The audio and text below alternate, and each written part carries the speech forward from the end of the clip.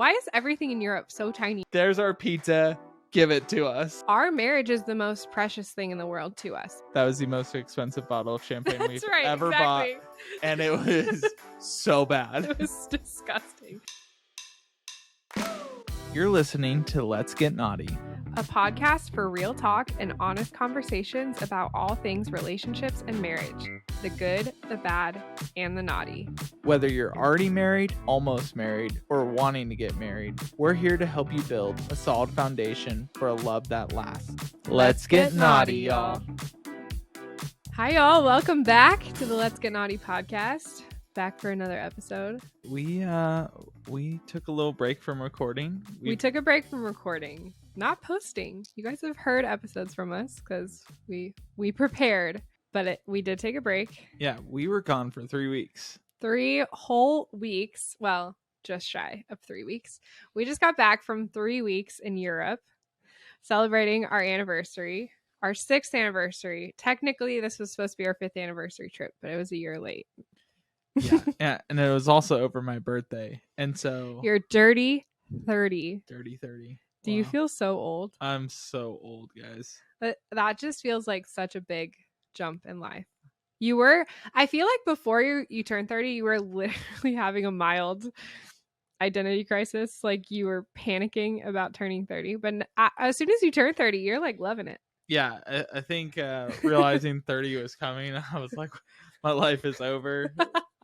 I've already lived my best years, but no, our best years are definitely ahead of us. I'm very excited. 30 sound fun. Yeah, I feel like our 30s are going to be so good. I can't wait to spend them with you. Yeah, it's going to be great. So why did we go on this big trip?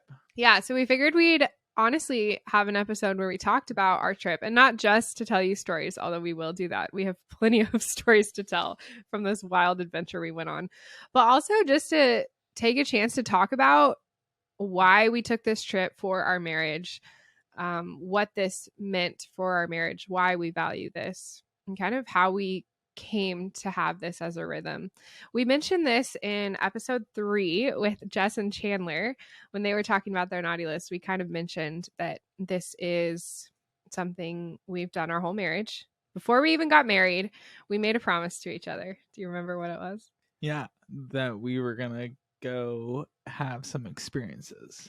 Yeah, so funny thing about me, I am a giver, like to the max. I give all of myself to the people I love, but gift giving like stresses me out.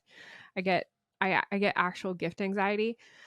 So early on in our relationship, we were like exchanging Valentine's Day gifts and birthday gifts and Christmas gifts. And we kind of realized, especially as we got married and we were really broke and trying to merge our finances, something we said was like, hey, let's take the pressure off getting each other gifts. And we made a promise to each other. We wouldn't exchange gifts. And instead we would take a trip every year. Yeah. So we, rather than do physical gifts, we wanted to have experiences together. Yeah. Create memories. I think the first kind of kickoff for us was really our honeymoon. Sure. When we went to Greece and Italy. We had I would say, a non-traditional honeymoon. Oh, very non-traditional. We didn't go sit on a beach somewhere, which is very fun. We didn't go to like an all-inclusive place or get like champagne upgrades because we were on our honeymoon. Yeah, we just we're traveling super cheap. We backpacked really cheap across Greece and Italy. And it was incredible. So yeah, to preface, like coming into our marriage, I had traveled a lot before I married you, and you hadn't been abroad before. So it was kind of like travel has always been... I've been to Mexico. Okay, sorry. You've been to Mexico. Yeah, because you lived like 30 minutes from Mexico. Yeah. Kashmir grew up in San Diego, if you didn't know that. But I did feel a little bit coming into our marriage, like travel was such a high priority to me and treasure in my heart and like peace of my heart. And you hadn't really experienced that. And so I don't know. It was something I really wanted to share with you. And that's why I think our honeymoon was so special. I was so glad to have that experience. And we told each other that we would take a trip every year. And let's preface by saying this is not like we go on a 3-week European adventure every year. We haven't been to Europe since our honeymoon, which was 6 years ago. Yes. Holy smokes. I knew that, but I 6 years still is a can't long believe time. it. Like Yeah. 6 years? What the heck? So, some iterations of this have been, let me see. I think our first anniversary, what did we do for our first anniversary? I don't know. I don't remember. But I know one year we went to San Antonio for 2 nights. Yeah, we've gone to San Antonio. We went to Oklahoma City. We've both done of these staycation. are both of these are like a few hour drive from us here in Fort Worth.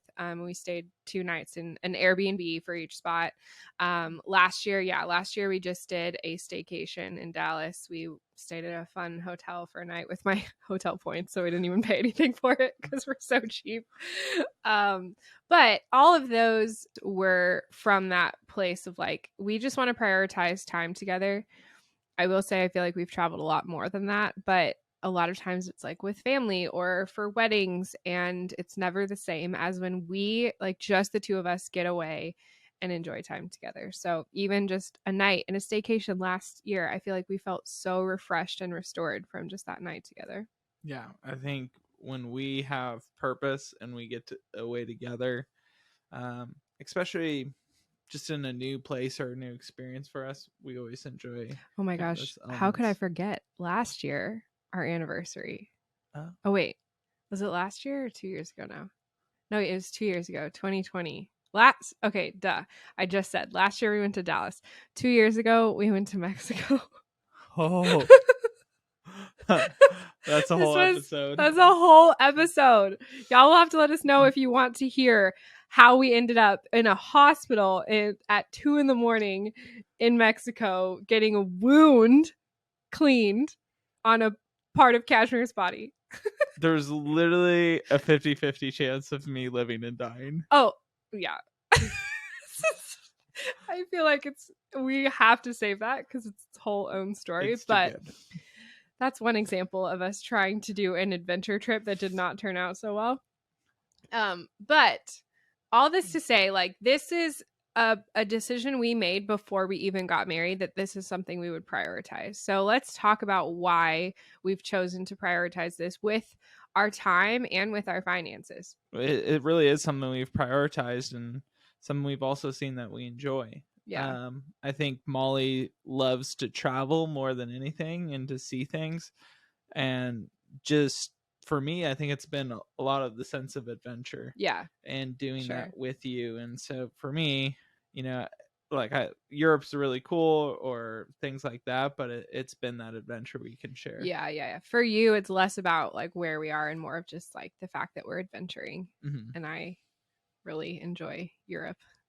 I like the food. I like the culture. I like the architecture. I like the history.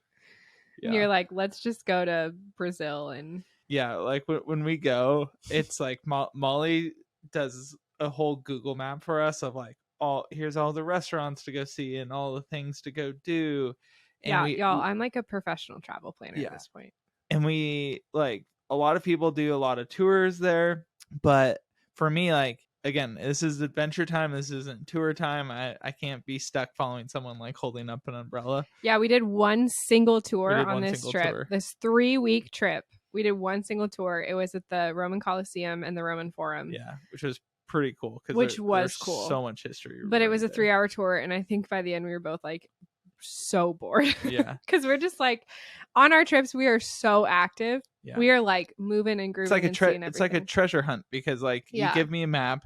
Yep. We have no Wi-Fi, and so I'm like, all right, well, like how the heck do I get over here and here? And how do we see like 50 million things that Molly wants to see all at the same time? And so so we'll get into some of that. But I mean, we've kind of already mentioned some of the reasons why we prioritize this, but again, this is a choice we made to prioritize because number one, like basically most of our favorite memories together are from these adventures, like naturally. I mean, of course. Yeah, definitely some of our favorite stories, some of our favorite memories have come from these stories. Yeah. Or just like trips. Yeah, creating sweet memories. But also, like, I think for us a big piece of it, like you just said, I think we've learned that we connect really well through that sense of adventure and experiencing new things together.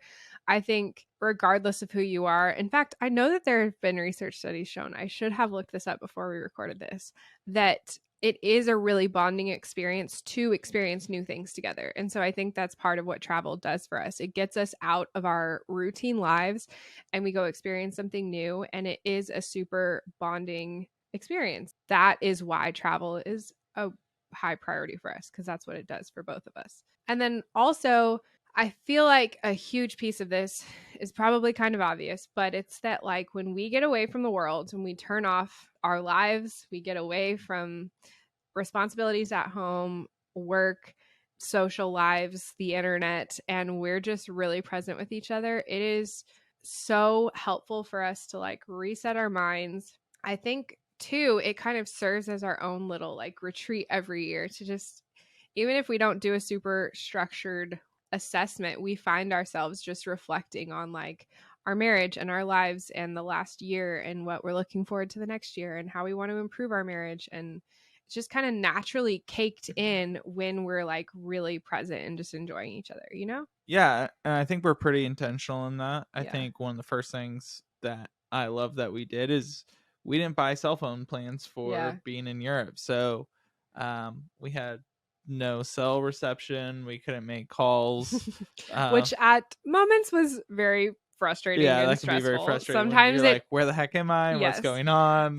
How do I make this train that I need to be on? Yes, there were plenty of moments where it added more stress, but we decided that like the pros of it, which was like being disconnected, not being reachable, not having that distraction, far outweighed those momentary stressors when we honestly, whenever that happened, we just had to go to find a cafe, buy an espresso, and use their Wi-Fi, and then we'd figure it out.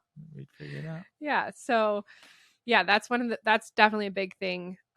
Obviously when we're not traveling abroad, that doesn't happen. Like we still have cell service, but we still make an effort to like put our phones away. It's a lot easier to do when your phone is literally on airplane mode for 3 weeks. Yeah, it really just shows you how like connected we are to our phones, and that's so obvious, but it's really great to get away from that. Totally. And for me, another great thing was just to really try and work the least amount possible. Yeah.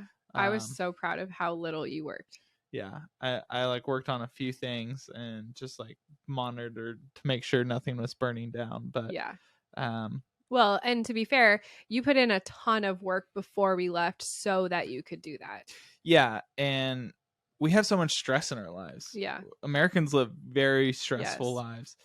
And getting away from that really does, like, you don't realize how much stress can be a blocker in your relationship. Like mental stress. Yes. I think we both saw that. Totally. And like, I feel, I mean, we all know if we've heard me on the internet at all, I'm like huge on rituals and routines and stress management. I feel like I'm pretty good at managing my stress and I live a very blessed life, but there's still just such a load of mental stress that comes with our daily lives. I was shocked at how much I just felt freer like stepping away from it. You know, it's not even just the work, it's just like even the mental load of like I'm not having to think about like if I clean the kitchen when I'm laying in bed at night, or you know, like it just naturally leads to more presence with each other, because it really made me realize that my mental stressors are such a barrier to my intimacy with you and connection with you,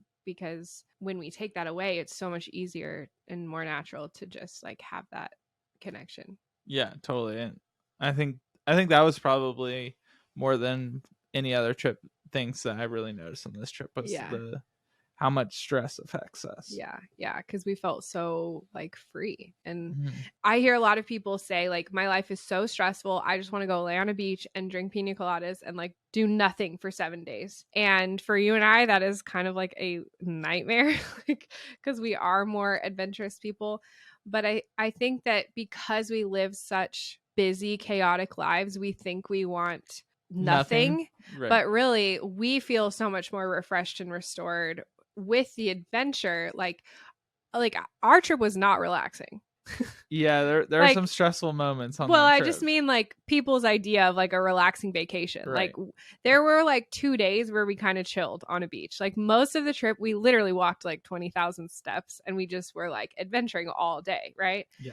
And yeah, we basically were like solving a puzzle every day with like our maps and doing everything ourselves. And it was not relaxing, but it was so refreshing and restorative. Mm-hmm. And so I think that helps me see, okay, it's not just like physical stress. It's not just that I'm like, I need to lay on a beach with nothing to do. It's like, it's that mental stress that when you take that away, like you can be active and adventurous and like do all these things and feel really restored. Yeah.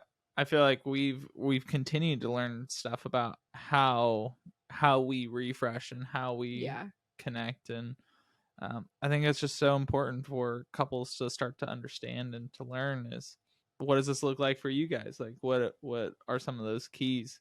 Because it can be really helpful in your relationship. Yeah. Like knowing, again, you don't always get to take a 3-week trip in Europe, but like knowing what helps you restore. Even like we've learned that going on hikes together, like taking a day trip to drive somewhere cool and go on a hike and have a picnic, like be active and adventurous, like that is really bonding and restorative for us just in our personality. So knowing those rhythms and being able to bake those in is really helpful. Look, y'all, with divorce rates near 50%, there is no question getting married is one of the biggest decisions you'll ever make. That is why we created Ready to Knot, our premarital course to help you build a solid foundation for a lasting marriage. You'll take the world's leading relationship assessment, get a personalized report on the strengths and growth areas of your relationship, and watch lessons where we help you understand your results and give you tools and exercises to grow in 9 different areas. This is designed to give you structure to have the important conversations you need to have and to get clear on your expectations in everything from finances to family, conflict, sex, roles, faith, and so much more. Research has proven that investing your time in a course like this will increase your marriage success rate by 30%. Don't just prepare for your wedding day. Invest time preparing for the lifelong marriage that will follow it. And if you're already married, can we just say that this would make an amazing wedding gift? With Ready to Knot, we'll help you move into marriage with clarity and confidence. And a special discount just for Let's Get Knotty listeners, go to knottedmarriage.com/ready to knot and use code LGK25 for $25 off. That's knottedmarriage.com/READYTOKNOT and use code LGK25 for $25 off. Now back to the episode. And a really big part of us just going on this trip was the planning that we put into it. Mm-hmm. Not just like planning to go there, but we prioritized this financially together. Yeah. That as we set up our budget, really over the last few years, we've been saving towards a Europe trip and towards our annual trip. And that means making sacrifices. Right. I think it's so important to note that like this, as we said, is a priority to us. And not only did we prioritize that with our time, but also with our finances and with our budget. And we just know like our marriage is the most precious thing in the world to us. It is a priority. So if we know that a yearly trip helps us connect and like it is a helpful thing for our marriage, like that matters a lot more than other stuff we could buy with our money. And that's one of the reasons why we don't buy each other gifts. Like that's not to say that we don't find ways in our budget to find things we need that oftentimes I think couples would give each other in gifts, maybe like some of that's still there, but babe, I got you a vacuum. Yeah. I think it's just worth noting that like this is a priority to us. And so that you can see that reflected in our time and in our budget. Mm-hmm. Yeah. So should we tell some of the stories from this trip? I feel like we got to get in and tell some of the funny stories that happened on this trip. Oh my gosh. So I don't even know where to start. Okay. So there's so much. Let's say we flew into France. Well, we flew into Paris. Yes. We did neither of us had ever been to France, so we did Paris, and then we went down to the French Riviera. The Côte d'Azur. I'm sure I did not say that right, but we stayed in Nice and did some stuff down there. Technically, we also went to a third country because we went to Monaco. And then we flew to Florence. Firenze. I'm so bad.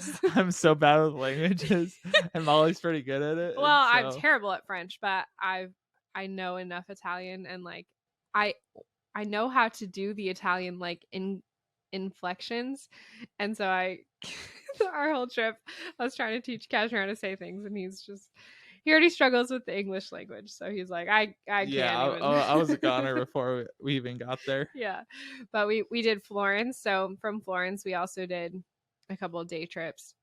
Then we went to Positano on the Amalfi Coast, which is where we went on our honeymoon. It was our favorite spot from our honeymoon, and we always said we'd go back for our 5th anniversary. Mm-hmm. So we were a year late, but we did go back, and then we flew out of Rome. So that gives you an outline of where we were. Yeah. But Molly will be posting some videos on her channel. That's right. If you want to watch the vlogs on my YouTube channel, we have all the magic captured and some of the hilarious moments for sure, but not all of them. Not all of them. So you guys are getting exclusive content here on the podcast, because there were a lot of these stories that we did not capture on film.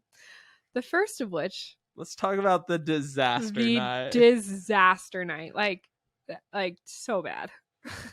So this was in our first stop in Paris. Yep, which we thoroughly enjoyed, by the way. Yeah, I think we enjoyed Paris more than we expected to. Yeah, Paris was a great trip, except for kind of this except for this part. This was our it was our final night. Yeah, our final night. We were leaving the next day. Yeah, we had a train, and so on our final night, we've been running around so much. Yeah, I had like 8 blisters on like one toe. Oh my gosh. It was like horrible. Yeah, we literally, I think we did like 14 or 15 miles that day, and your blister was almost as big as your toe. Yeah, and we literally we were close to 30,000 steps by the end of that day. And we went out to dinner, and we decided to go back to the Eiffel Tower. Yeah, because the night before, or 2 nights before, we had seen the Eiffel Tower at night, but we didn't see the light show because it only happens at the top of every hour. Yeah. So I was like, I want to see the light show. Molly's like, this is on my list. Like, we got to do this. So... And you're like, are you sure you can stay awake? I was like, yes, for the Eiffel Tower. Like, Molly's so weak and we're so tired. And I say that you're weak with a lot of love, but it's okay. I know it's my weakness. I'm a grandma. I fall asleep at like 8:30. Yeah.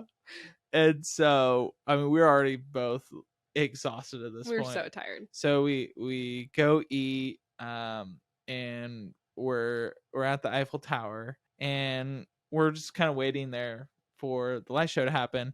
And so we go on a quick walk, and there are a bunch of immigrants there that are trying to sell things. Right.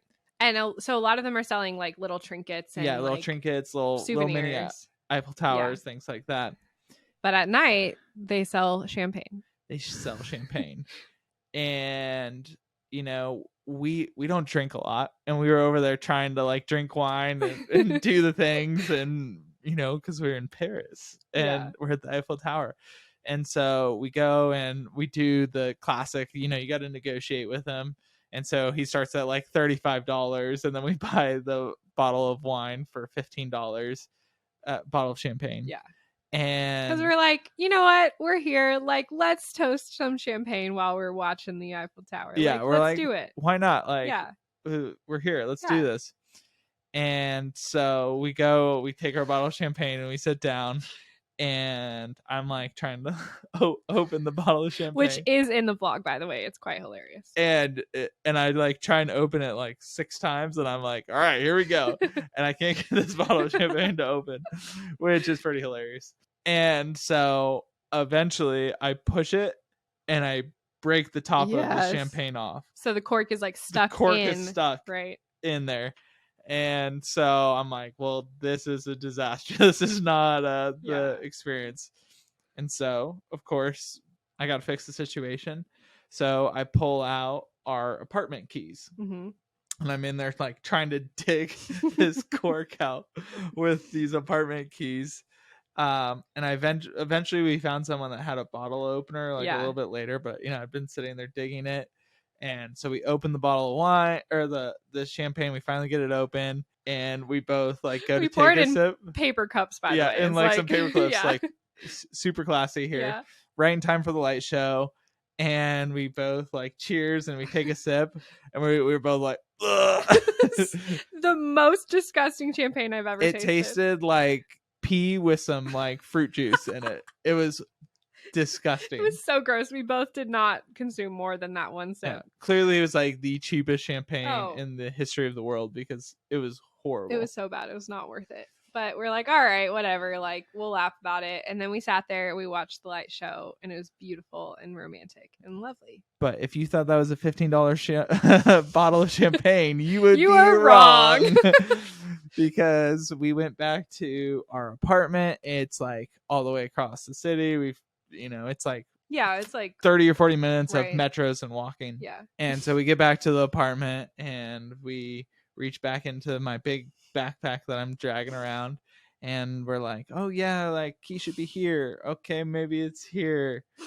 And then we're like, after we tried to open that bottle of champagne, did it ever get back in the backpack? It did not. So we left our Airbnb apartment keys at the Eiffel Tower. And I mean, we thought about going back to try to find them, but we were like, there's no way. It's like a 40-minute ride transport back. Well, not just that. We're like, there's no way they're still there. And there's no way they're still there. Yeah. Like there's... Oh, wait. This was after the selfie stick. This was the same night as the selfie stick. Oh my gosh. You lost our selfie stick.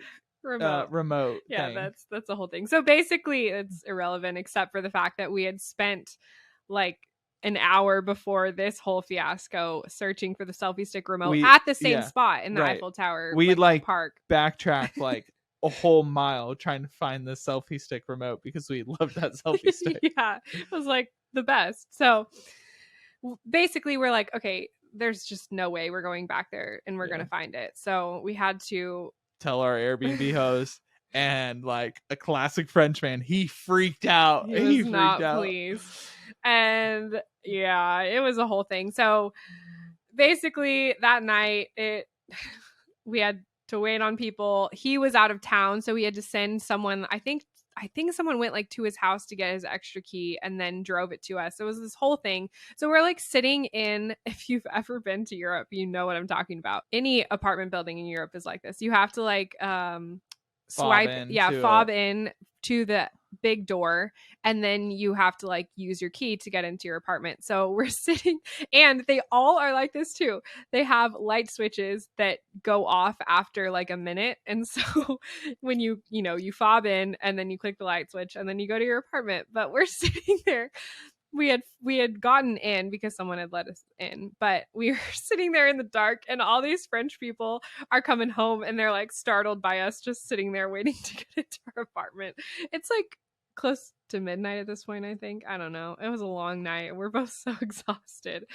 And then we had to deal with the whole fiasco of figuring out with our Airbnb host how much we had to pay to replace the key, which was its whole own thing. Oh my gosh. Which dragged on for the whole trip, which was not fun. It's all okay. We did pay to replace it. We got to figure it out. Yeah. We still loved our Airbnb experience at that place. It was so a great experience, but I'm going to say that was the most expensive bottle of champagne we've ever bought. And it was so bad. It was disgusting. Never again. Never again. So that was our final night in Paris. So the next morning, we still had a bunch of stuff we wanted to see on our list. We were leaving that night on a night train, which is again, its whole own adventure, on a night train where basically you take a train overnight where you sleep. It's, if you've ever seen them, they're like these tiny little sleeper cars. There are 6 people sleeping in this little car. Yeah, we were both at the on the top, like, staring at each other. It was crazy. It was crazy with strangers. We had a German girl and a British guy and a French woman, and I don't know where the other guy did not say a single word. All right, we just got to mention the British guy was hilarious when he found out that we were from America and then from Texas. Yes. Like, he fell in love with us, because he is like a huge American politics fan. Yes. He knew like way more than we did. Yeah. Like way more. And he was like very, very conservative, pro-Trump. So fascinating. And it was just so fascinating to hear. And like they hear we're from Texas, like, do you own guns? And all the things. That's the first question everyone asks. That's fascinating. Yeah, we had. It's so interesting to see like Europeans' view of Americans in general, American politics, and then especially like Texans. But anyways, so this is our final morning in Paris. We had that whole fiasco the night before. We knew we were leaving Paris at like 9 p.m. that night. So this is our final day to see Paris. We had booked a wine and cheese class in like the middle of the day, which was so much fun. It was amazing. But we're like trying to map out what we're going to do. We were trying to do laundry because we had this little washer in our apartment. It was this tiny mini washing machine in the kitchen, which was so cute. Why is everything in Europe so tiny and cute? Everything is so tiny. And like Molly started laundry like early in the morning, and we're like, okay, we'll be able to wash and dry this and then like go out on our day. Yeah, that was a mistake because the laundry took like 3.5 hours. And so then we're like, we have wet clothes. And so we were stressing about our sopping wet clothes and how we were going to dry them. There's no dryer. Right. And so I thought that we were going to wash our clothes and like hang dry them while we were out all day and come back and it would be fine. But that didn't happen. So it was a whole thing, guys. And we're trying to see everything on the list. So this, I would say the night before when you lost the keys, I was like very gracious with you. Would you say that? You were very gracious. I was very gracious. I was like, it's okay. Mistakes happen. It's not your fault. Could have been me. It's fine. The next day was not pretty. This was like our biggest conflict of the trip, which we mentioned because I hear this all the time from people who say like travel and trips oftentimes bring up more arguments and stress for their marriage. And so I think part of that is the reason why we were fighting is because people have pictures in their mind of how they think these experiences are going to go. And when you have different ideas and then you're missing each other's expectations, it can like bring up more conflict because you're like, what the heck? We're on this trip and this is how I thought it would go. And it's not going that way, which is why we were having conflict because we were stressed. We had this massive bill that was just sent to us to replace the entire lock at this old apartment. And I'm like, holy smokes, this is like more than the cost of us staying here for 3 nights. And, you know, we're drying. I'm like, how are we going to travel with wet clothes? We have all these things we need to see. And so we were not happy with each other. We were not happy with each other. And so it was just like a lot of stress and yeah, and it was not pretty. I will take full ownership, and I did because I realized, like, hey, this is my own fault. I'm letting the stress mostly of the fact that I have these things on my list that I still want to see that we didn't see, and I'm like blaming him in my head for why we're not seeing them, even though it's not his fault at all. And I'm letting this pressure I'm putting on myself to be like, we need to do and see everything, get in the way of just like making the best of that day with you and enjoying those moments with you. And it was causing conflict, which was doing the complete opposite of the goal of the trip. We had I would say a couple hours of conflict, maybe even a few. But I had to be like, I had to realize, hey, this, I need to take ownership of this. And I came to you and was like, I'm sorry. Will you forgive me? Listen to episode 8, I think, where we talked about that.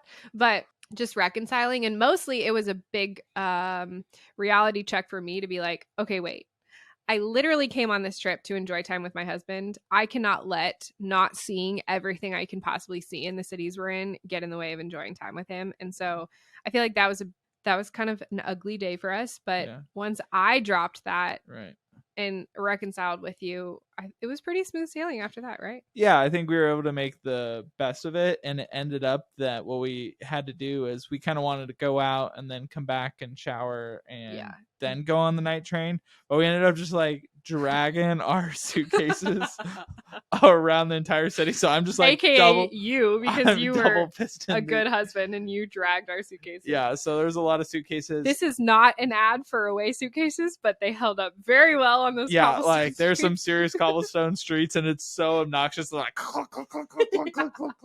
and all these people, all these Parisians are like, oh dang tourists, right? Because we're like tourists, and we're like running from thing to thing to see. We missed one bakery on your list. We did, and I'm not gonna lie, I'm disappointed because I know that was the place that was gonna have my croissants. My little French croissant. I ended up getting one in Rome, which we'll revisit later. But it is what it is. So that that was the worst. That like 24-hour period was not fun. Was the low period it was of our trip. Right. But then we went on a night train, which was its whole own thing. And we arrived in Nice. We had a great time in Nice. Although we both said, I feel like we were underwhelmed by the French Riviera. Yeah. Which is kind of sad. Amalfi Coast in Italy over French better Riviera. Yeah, for sure. Do we have other stories from... I mean, we have so many stories, but like, what's worth telling that didn't make the vlogs? Oh, I was gonna say, you know what, in Positano, yes pizza. So we got to talk about our honeymoon, and Molly is gluten-free, and so if you don't know that, that's a huge part of her story. Yeah, I have celiac disease. It is not an option for me. Traveling abroad can be very stressful, which is why I have to be extra prepared by doing a lot of research and knowing where I can eat. Right. And so, well, first of all, Italy is like a literal gluten-free oasis. If you didn't know, it's like incredible. Has it always been like that, or is yes? Okay. I mean, more like, what am I trying to say? I don't think it's always been like that, but they're definitely ahead of the curve from America. They're like way ahead of the curve. And so on our honeymoon, which was 6 years ago, like especially around us, there was very limited gluten-free options. Yeah, because it's a lot easier in the big cities like Florence and Rome. There's like basically every restaurant has gluten-free options. Yeah, like it's so easy in the especially big this time. There's a lot of gluten-free. Right. But in the small villages like Positano, there aren't as many options. Yeah, and so we just come from Greece, and we're like, there is a gluten-free place here that we have to go try, and we went, and we had the best pizza of our entire lives. Like, not an exaggeration. It was out of this world. So amazing. We got my favorite kind of pizza, which you hear called a bunch of different things, but it's no tomato sauce, but you do mozzarella and you do prosciutto and arugula and Parmesan, like fresh shaved Parmesan. And it's all about the balanced flavors, and it's all about the ingredients being like quality, right? Like that's what makes the difference. Yeah. And at this restaurant, the ingredients were like insane. The bread was like actually doughy. The crust was doughy because at this point, now again, it's been 6 years and gluten-free food has improved a lot. Nowadays, it's a lot easier to find this kind of like doughy gluten-free crust. But at the time, the only gluten-free pizza crust you ever got was like rock hard. Yeah, it was like cracker. This place was like, oh my gosh, it was insane to the point where we ate there twice, and then literally for the last 6 years we just talk about like El Fornillo. Yeah, so the name of the restaurant is El Fornillo, so we'd be like El Fornillo, like dreaming of this pizza, because it's so good. Yeah, so the whole time we're going through France, we're like, and then even because we went to Florence before Positano, so even in Florence I was like eating pastas and stuff, but I was like, I'm gonna save the pizza for El Fornillo. Yeah, and so we take a train from Florence down to Naples, and then drive in a car all the way down to Positano. We go walk down like a million steps to our place, drop our stuff off, and we're like, we're starving. We're starving at this point. We want to do El Fornillo a few times because this is our favorite restaurant. Right. So let's go straight there. Right there. Like first thing hungry, we're doing. Let's go straight there. And so of course, like we, this is Cliff Village, and so we like hike up the cliff all the way to the restaurant, and it's like this restaurant's actually pretty high up. And so we get there and we're like, yes, like we remember this, we love it, so beautiful. We sit down, and we're looking through their pizza, and we find our pizza, and we're like, all right, like this. Wait, I just forgot. We had to go twice because when we first went, it was like 3 p.m. and they weren't open. Oh my gosh, you're right. So we're like, oh no, El Fornillo isn't open, and we're like, bummer. But the pizza is going to be amazing when we come for dinner. Yeah. So we went. We like showed else. Up. Yeah, we like went and got. There's only like a couple restaurants open at that hour because they're Europe and they do siestas as they should. And so we got something else, but we went back. Yeah. Like 4 hours later. Yeah, as soon like dinner opened at 6 and we were there at 6. Yeah. And we're like, there's our pizza, give it to us. Yeah, like, so we sat down. So excited. Yep. We sit down, we like hardly even look at the menu because we know what we want. And then we go to order and I'm like ordering the whatever the name of what the pizza they called. And then I say like senza glutine and he's like, "Oh, no. I'm like, "Yeah, what?" And he's like, "Oh, no." They don't have gluten-free pizza anymore. After COVID, they got rid of gluten-free pizza. Yeah, he's trying it sounded like their supplier like no longer made the dough for them or something after COVID. And we were devastated. We're so devastated, y'all. This sounds ridiculous, but we were like literally so excited for this pizza. And we have talked about it for the last 6 years. This was like our pizza dreams. And we get there and we're like, what? And I'm not exaggerating when he said they didn't have pizza. I like was trying not to cry, mostly just because we were so starving. And then I was like, I was disappointed. Yeah. The sad thing is then they not only did they not have gluten-free pizza, they did not have very many gluten-free items on their menu. Right. So we ordered a steak and it was not good. It was bad. It was not good. I'm not going to say it was mediocre. It was kind of bad. So it's just one of those moments where you're like, really? Like, this is just such a disappointment. Yeah, it was a huge disappointment. Yeah, we were sad. So that was definitely a failure. I will say we redeemed ourselves. We had amazing pizza in Italy still. Oh yeah, in Florence and Rome, the pizza was outrageously good. Outrageous. I will have, if anyone listening can relate to these gluten-free woes, I will have entire travel guides and food gluten-free guides on my blog if you want them, because we got all the deets for you. Don't worry. We still had amazing gluten-free food. We just didn't have it at El Fornillo. Yeah. And then maybe like the funniest experience that we had on the entire trip. Oh, which story are you going to tell? So was this our last night in Positano when we were on the beach? Oh, was it your birthday or was it the last night? I don't remember. Yeah, it was my birthday. Yeah. We went and we ate dinner and then we went and got gelato because naturally every night you need gelato when you're in Italy. Literally. And so we both got gelato and then we walked down to the beach and the waves are like lightly crashing and it's on like a little pebble beach, so it's really cool. And we're sitting there and we're just enjoying some quality time together, just having conversation.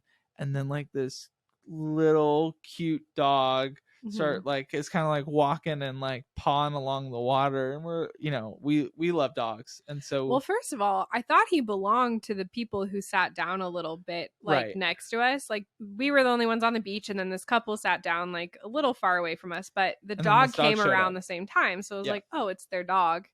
Because Positano has a ton of stray cats, but they don't have that many stray dogs. I didn't see any stray dogs. Yeah, so we assumed it was someone's dog. Yeah. And so this dog's like walking and kind of like pawing at some of the stones and pebbles there. And then like he kind of like walks up to us and we kind of like say hi to him. And he just like looks at Molly and gives her like the saddest puppy eyes. And then like without like any prompting, he just like comes and curls up in Molly's lap. Like literally as tight as he could get, right in my lap. Like I hadn't even touched him at this point. He was just like, I see you look safe. I'm going to come. I choose get you. Some love. Yeah. And it was so and he's sweet. Like sitting there like shaking and shivering. And if anyone knows, Molly like has like the biggest heart. And she's like, oh, come here, baby. Let me take care of you. Yeah. And so, I'm just over here eating my ice cream while Molly and this dog are really connecting. And like we're like getting ready to go. And we're kind of like what do we do? Like, this dog is still here. He like wouldn't leave my lap. And he wouldn't leave your lap. And so I think we kind of like tried to like nudge him out of your lap. Maybe I was doing that. And so like the dog like kind of gets up and like slowly kind of goes back down to the edge of the water, and he's like really pawing. Yeah, we're like, what is he doing at the rocks? And like he's down there for like, we're trying to like get up and walk away. Yeah, we're getting like all of our stuff situated to get up and go back. And he comes back to Molly and drops like this stone that he had picked up and brought over in his mouth, and like dropped it and just looked up at Molly. And so Molly was proposed to by a dog trying to give her a rock. Yeah, you said, well, at first we were like, oh, he was just trying to give me a gift. And you're like, he gave you a rock. It was a rock. He was proposing. That was a proposal.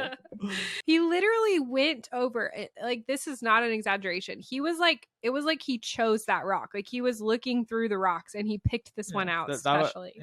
Like, I had your ring like special created. He specially chose that rock for you. That's right.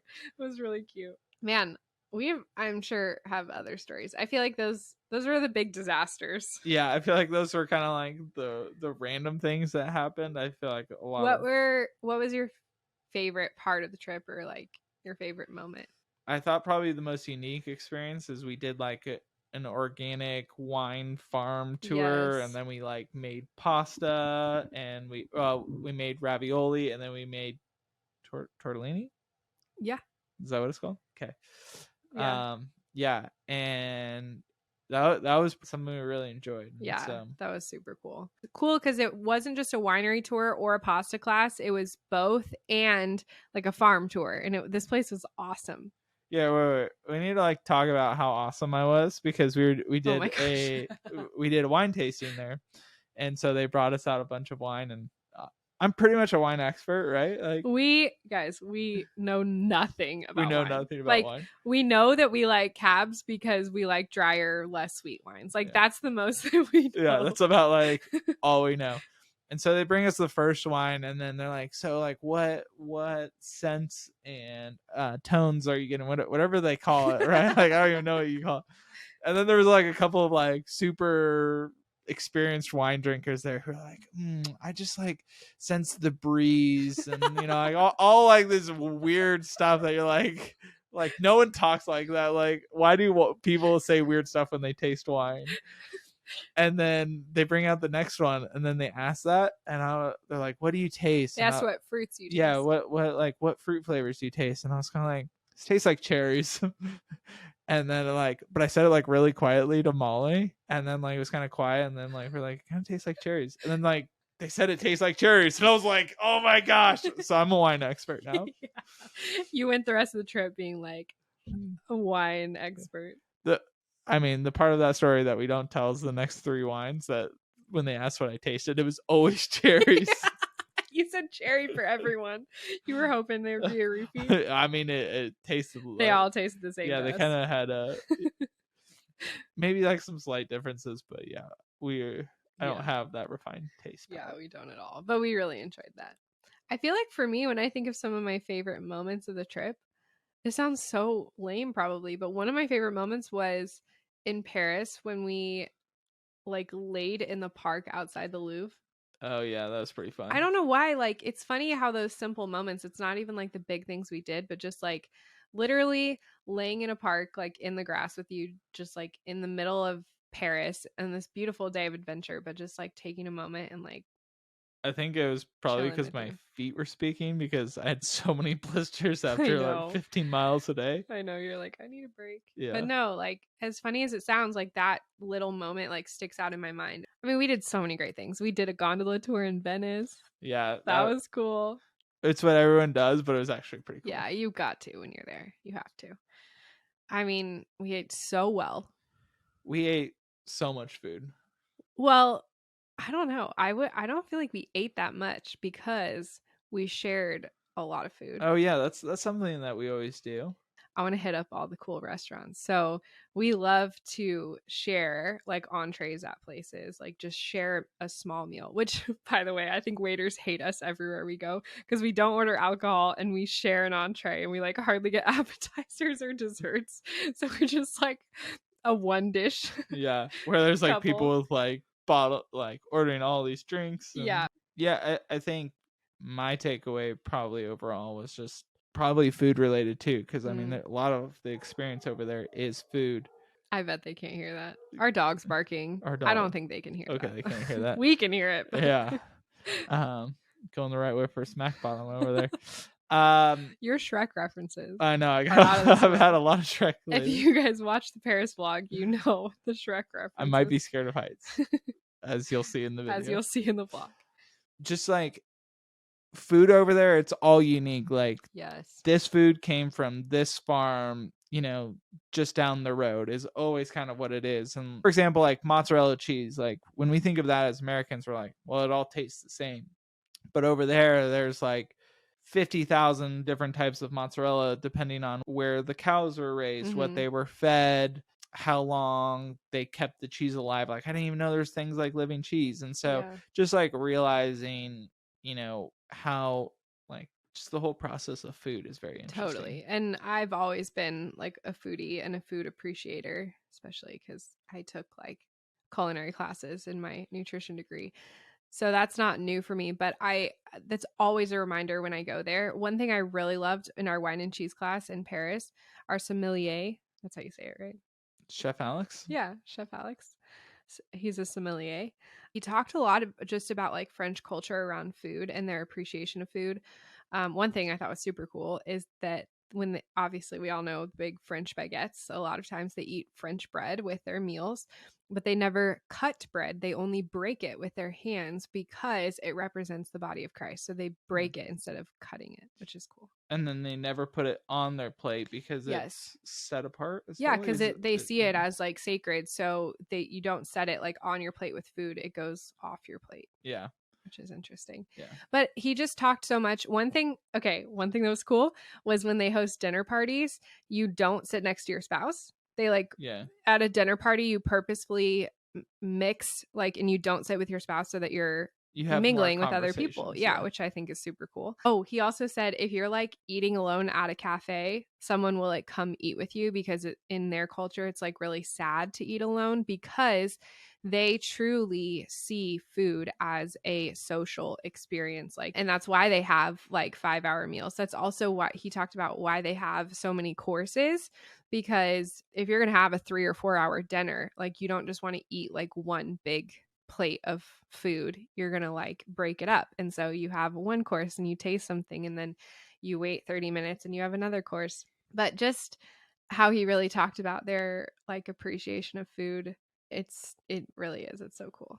And I mean, we forgot one of the funniest parts. What? Was he taught us how to taste wine and like how you're supposed to like swirl it around in your mouth and then aerate it and then like sniff it and all these things. So then, you know, of course, I just learned this. So everywhere we go, I'm like an idiot, just like bubbling wine in my mouth, making all kinds of weird noises. I can't even do it because I'm laughing so hard at you. Yeah, you like literally can't do it. I don't. It's so easy. I don't understand you. Yeah. But yeah, the pace of life in Europe is my favorite. Like they don't rush through life. Like they really do have a slower pace. They take siestas in the middle of the day. They go to work at like 10 or 11 a.m. They don't start early in the morning like we do. They hang out in the park. Like it's such a different vibe. I also love walking a lot. Yeah, we love the walking. We love the walking. Especially when you're eating gelato and pasta and pizza, but you're walking 20,000 steps. You like don't even feel it. Yeah. Overall, I would say, I mean, the trip was incredible for what we did and what we saw, but also just like for our experiences together. And I feel like we came back not like physically refreshed, but very refreshed, especially in our marriage, just feeling really connected, really in line with like our vision for our life and what we're working towards. And I think it just kind of always helps to like reset those values. And again, like not just 3 weeks in Europe, but even a night away at a staycation. Like we like this rhythm and this priority in our marriage because of what it does for us. So we hope you enjoyed hearing some of our more hilarious stories from the trip. We also had lots of magical and romantic and beautiful moments. More of those were captured in the vlogs. You guys got the funnier stories here on the podcast. Yeah. They did not get captured. Again, like, we didn't share this just to recap for our own memories, but hopefully as an encouragement to y'all listening, if you're married, find ways to prioritize experiences together, whatever that means to you. Because, man, like, it really is. It does so much for us in our marriage. So thanks y'all for listening. We hope you enjoyed some of these crazy stories. If you want to see some of the vlogs or the travel guides, what we did, all of that is on my YouTube channel and on my blog, B, not V. And so stay tuned for next week's episode. We'll see you guys next week. Bye, y'all. Thanks so much for hanging out with us for another episode of Let's Get Knotty. Remember to subscribe so you don't miss an episode. And if you want more encouragement, join us on Instagram and YouTube at Knotted Marriage to check out all the other resources we have to help you build a tighter marriage. If this conversation encouraged you in any way, please consider leaving us a review on whatever platform you're listening and posting a screenshot on social media. That support means more than you know and really helps us reach more couples. We'll see you for next week's episode. Go get knotty.